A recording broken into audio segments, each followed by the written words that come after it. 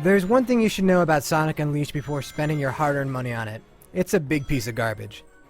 Big piece of garbage. I got a feeling. That should probably be enough to warn off anybody who's thinking about playing it, but I guess we should talk a little bit more about it, just in case you like to hear this tortured sound of my voice.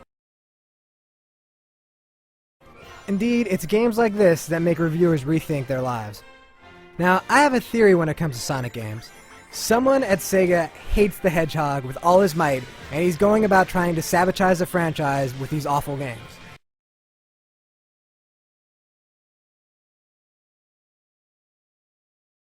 This is the only explanation that makes any sense to me. Pretty much every decision made for this game was the wrong one, and Sonic ends up taking more beating than a piñata because of it. Indeed, it's games like this that make reviewers rethink their lives.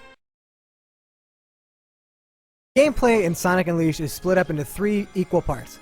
There are daytime stages which are actually very good, there are nighttime stages which are actually complete rubbish, and then there's also the hub city where you do a lot of exploration stuff, and that's boring as can be. Now the daytime stages are actually pretty fun. It's fast platforming that is mostly on rails, and for a brief moment you might actually think to yourself, wow, this is what a current gen Sonic game should be.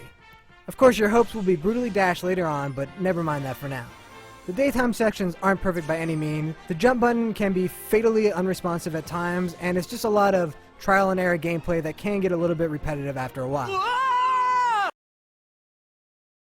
Trial and error gameplay that can get a little bit repetitive after a while.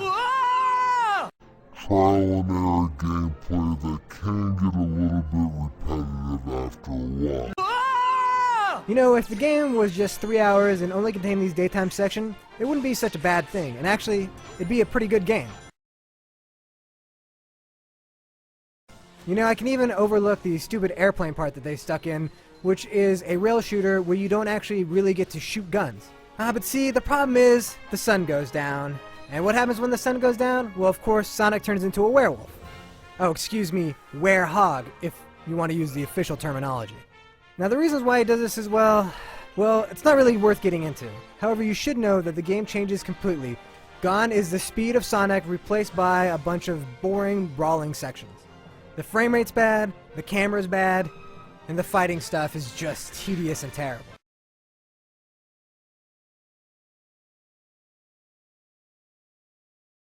As a werehog, you go around beating the crap out of stuff and performing a bunch of really bad platforming sections.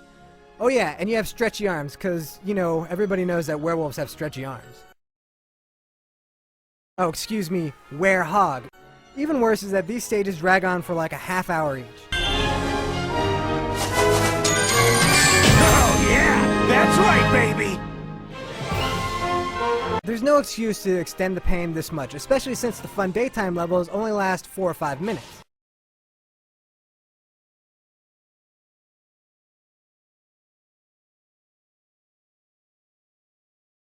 Sonic the Werehog makes Big the Cat look like an endearing character.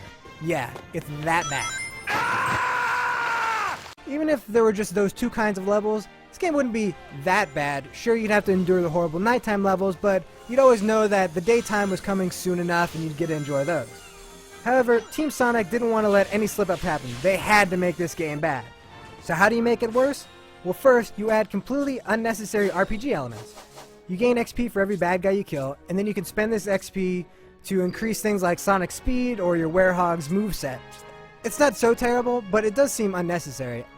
I mean, really, do I need to pay to upgrade Sonic's speed? Shouldn't Sonic be as fast as he can be from the get-go? Isn't that the reason why I bought a Sonic game in the first place? But that's not all. I've saved the best for last.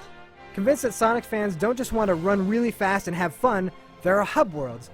These terrible, terrible hub worlds are where you aimlessly walk around, talk to people for no reason, and collect coins to get to the next level. Oh, and you can cleanse people's souls by taking pictures of them. I'm not even joking about that.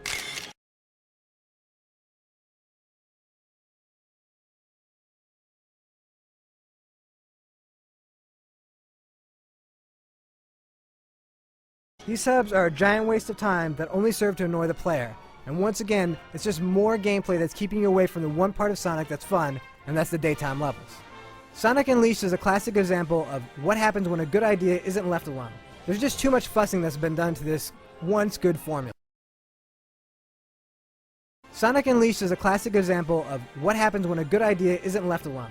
There's just too much fussing that's been done to this once good formula, and it's just a lot of trial and error gameplay that can get a little bit repetitive after a while.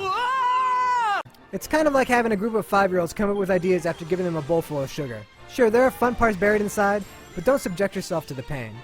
But the best thing I can say about Sonic Unleashed is that it does at least make the old Sonic the Hedgehog games look a whole lot better.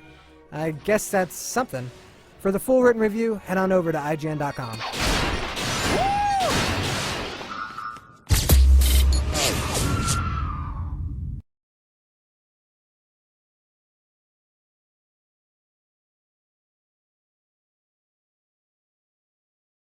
Here we go!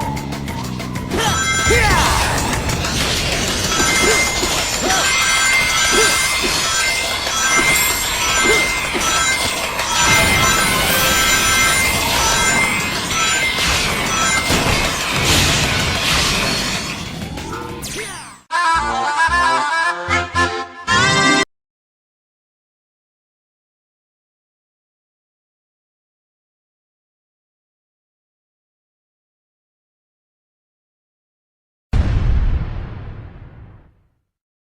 Today we're reviewing Sonic Unleashed.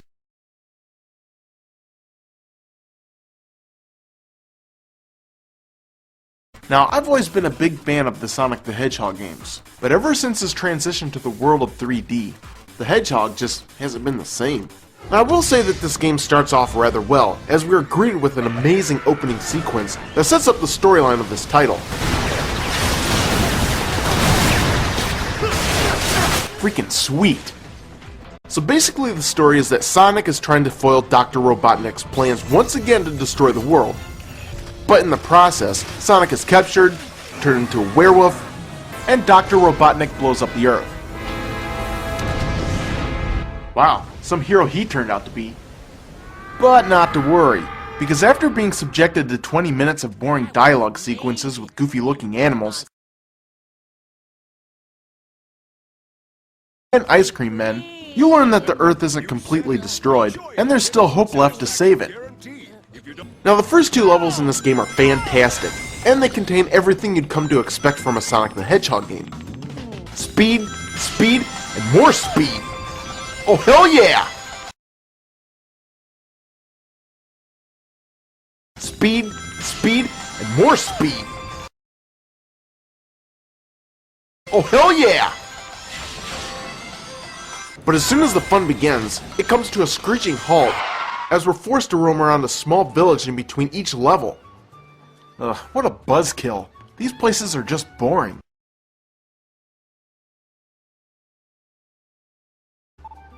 Great, more shit from the ice cream man.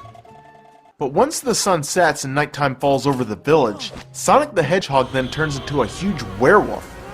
And this is the beginning of the problems that really plagued this game. Because instead of having to race through the next level, you've now got to fight through it. Now, if I wanted to hack and slash my way through tons of enemies, I would have played a fighting game. I mean, what the hell? This is a Sonic game, and Sonic games should be about one thing: racing through the level as fast as fucking possible, and not pussyfooting around whacking the shit out of enemies. Speed, speed, speed, speed, speed, speed, speed, speed, speed, speed, speed. What the hell? But unfortunately, the insanity doesn't stop here. Because in the next level, you get to fly around in the sky trying to shoot down airplanes. So, what does this even have to do with Sonic the Hedgehog? What does this even have to do with Sonic the Hedgehog? This is ridiculous. The only way to pass this level is to keep pressing the corresponding buttons in order to blow up the missiles being shot at you. God, I hate this level with a passion. And the main reason is the stupid ending boss, who has a health meter that stretches halfway across the fucking screen.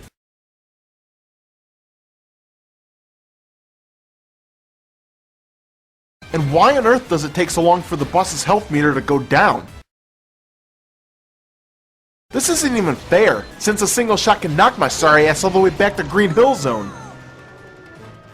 Now I'm not sure what the fuck Sega was thinking when they made this game, But damn it, stop trying to reinvent the wheel and just get back to the basics.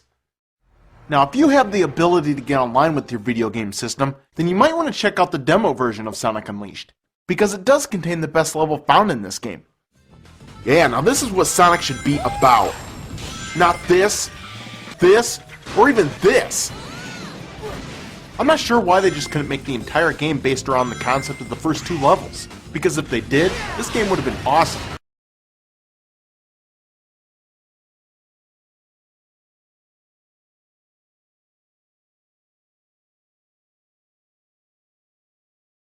The final verdict? It's a piece of shit. Bingo!